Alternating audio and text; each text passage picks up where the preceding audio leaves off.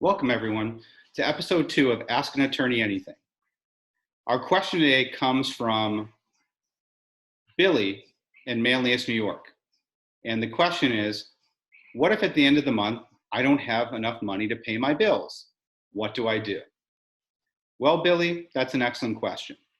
Before we answer your question, Billy, what we're going to do first is I have to provide a little bit of a legal disclaimer. This video is solely for the purposes of education. Does not constitute any legal advice by Steven Wallace or the Wallace Law Group in any fashion.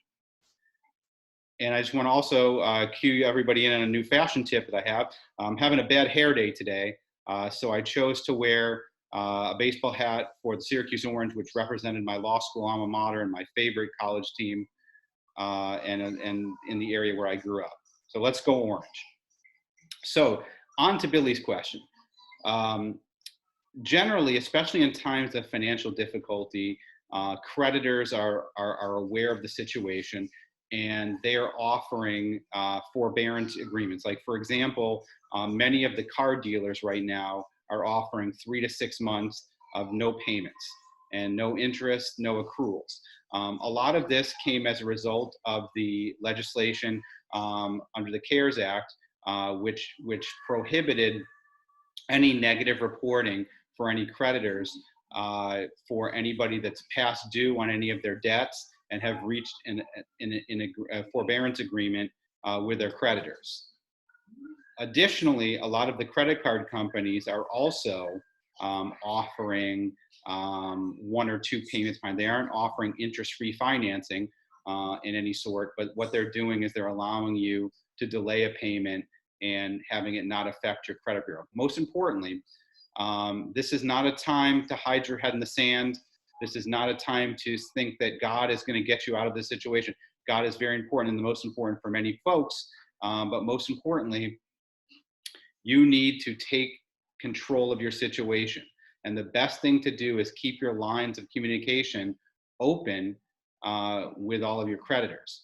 And it's just as simple as a phone call. I know it's going to be inconveniencing to be on hold for many minutes and listening to that terrible music that's playing, but I'm going to tell you it's worthwhile. And all you have to do, it's a simple phone call.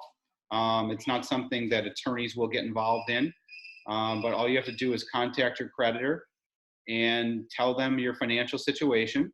Some creditors may ask you to fill out a financial questionnaire, but the bulk of them, based on the current financial situation, will allow you to delay your payments, and oftentimes will allow you to not incur any interest or any late fees or any charges. Most importantly, what you want to do is you want to understand the agreement that your creditor is providing to you.